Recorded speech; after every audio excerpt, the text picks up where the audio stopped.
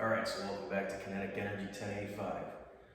Today, again, remember some people are new gun owners in this channel, new to the gun world, lots of questions, and sometimes I like to make informative videos. Again, the disclaimer, this is not going to be about shooting. There's not going to be videos of any of that. It's going to be a semi-quick instructional video again. There are soon to be more videos of shooting back at the range. There's just reasons why I have not been able to get there lately, the past few months. That's all on my other channel. Yippee-ki-yay, motherfucker. With the Ghost in my transmission, and my 10-speed, new technology 2018 F-150. Don't go busting on the Fords, they've all been great. But anyway, it's just sitting there.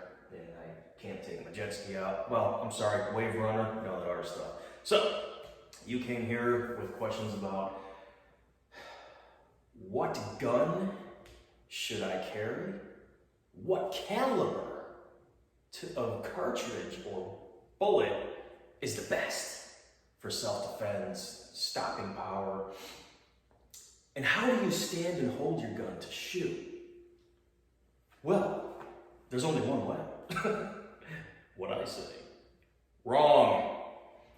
Maybe you've taken your concealed carry class and they teach you some basic shooting fundamentals. They tell you how to hold a gun, how to stand, how to position yourself to manage recoil. And everyone has a freaking opinion on what platform you should buy, meaning a SIG, a Glock, a Ruger, it needs to be a revolver, it needs to be a semi-auto. What cartridge to shoot and how to stand when you're shooting. So, I've been shooting for many years. I go to the range sometimes and I even if it's an indoor range, I just keep hitting the button and the target goes all the way back until it stops.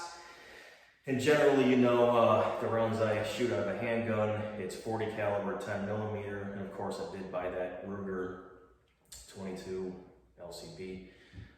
But basically, I'm just going to use my Glock 23 Gen 1 just as my little platform for this video. So I go out there and I'm shooting, and I still get that Rambo instructor telling me, hey, man, you know you can shoot better if you stand, you know, here. So for instructional purposes only. All right, we'll make sure it's safe just for a video. Fingers off the trigger, magazines out. All right, so they basically tell me, I'm going to show you how I shoot first. I either stand Weaver with my feet positioned just one in front of the other. And yeah, I got a thumb. This gun's unloaded. So this is how I basically stand. With one thumb sticking out right here. And this is called Weaver. Weaver kind of sideways with one arm cocked like this. I stand this way, or isosceles, which is my feet are kind of spread about shoulder width apart. I'm kind of leaning forward a little bit, aim with my eye, but my hands are still like this. So this is my exact positioning.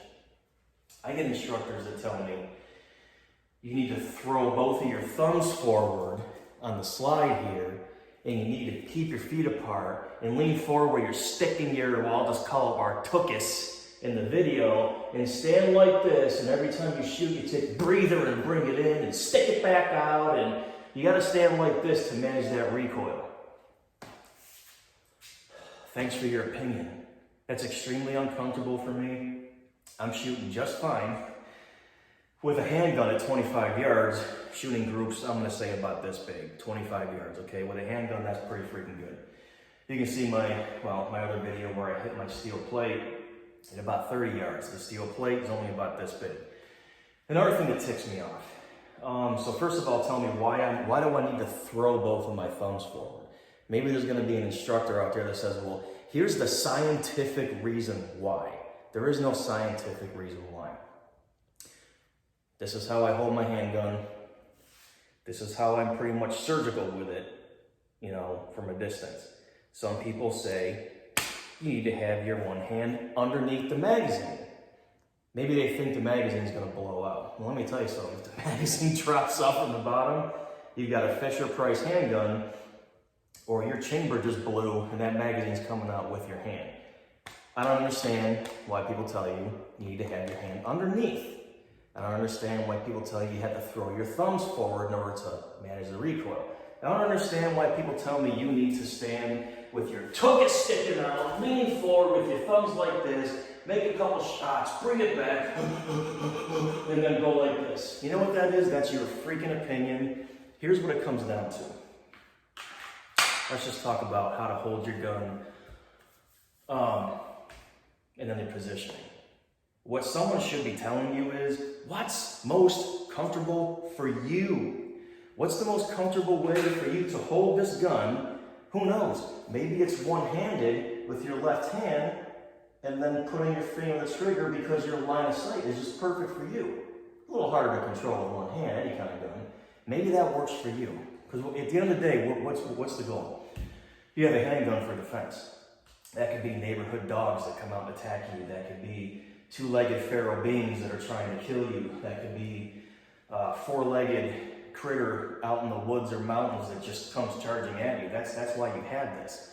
So you holding it and standing and shooting my way, it's not going to work for you. What someone should be telling you is what's most comfortable for you. The next thing people tell you is you must buy a Glock. You must buy a 1911. You must buy a 6.7. 6.7 is classy. It's all steel. It's not plastic like those Glocks. Actually, it's polymer. You need to buy a revolver. Revolver's always gonna go bang. Okay, well, how do you carry a revolver? That's a pretty big holster because of the drum or the wheel. Excuses are like tuchus holes. Everybody's got one. So, you buy the gun that works best for you. We're talking trigger pull, how the slide works, how it feels in your hand, the size, the weight. That's the platform you buy. Meaning a Glock, a Sig, a Ruger, whatever the brand is, a H&K, a Car. There's a lot of brands out there. You should pick this gun up. You should feel it in your hand. You should pull the trigger to see how many pounds it is to pull the trigger. Glocks are about 5.5. You need to rack the slide to see if it's something that's comfortable for you. And you need to stand the way that's most comfortable for you, which is I'm planted. This is Weaver. This is isosceles. And I will shoot the hair follicles off of a net at 25 yards with big bore guns. Last thing I want to talk about is when someone says this is the caliber you must use. I can honestly say, sure, if you're defending yourself from two-legged feral beings or four-legged critters that are trying to attack you, there should be some kind of a minimum standard. Again, my personal recommendation is make it a 380 caliber or above. Now remember, 380 is a 9mm short. So they say 9mm should be your minimum for self-defense. So, doesn't even matter what I say. Oh, I love my 40 caliber and my 10mm for multiple reasons, and they're both very versatile rounds. But let me tell you, if you're recoil sensitive, and this could be a man or a woman, big person, small person, some people just can't handle recoil. That's going to make you less effective. At the end of the day, it's shot placement. Shot placement is all that matters at the end of the day. This is the gun you should buy, this is the caliber you must shoot, and this is the exact way you should hold your gun and stand. Look at something, go to a place that rents handguns, try everything. Try slide action, try revolvers, try full-size compact, subcompact, 22 up to 44 Magnum, and just start shooting. Because I'm telling you, if you get a gun that just doesn't work for you, they're going to give you pretty much like half the price if you go to take it back. Those are my recommendations. Those are my tidbits on gun ownership. I'll make more informative videos as we go, but anyone who's coming here new to the channel that had questions about these things we talked about here, remember, it's what works for you with the gun, the caliber, and the position. you stand and how you hold your gun. Simplified. Yeah! I forgot one more thing. As far as ammunition, Hollowpoints for self-defense, because they have a cavity, a hole. Well, all right, let's just do this, just in case. Self-defense load. See how it has a cavity, big hole in it? These are for self-defense. Why? Because you have to remember what's beyond your target when you're shooting. If you shoot an attacking one or two-legged feral being and that bullet passes through them, well, if it hits property, another person, animal, you're responsible. The whole point in the Hollowpoint is to go in, dump a lot of energy fast, expand, and do a lot of terminal ballistic damage to the tissue and organs as possible to neutralize the threat. If you're looking for a barrier penetrator,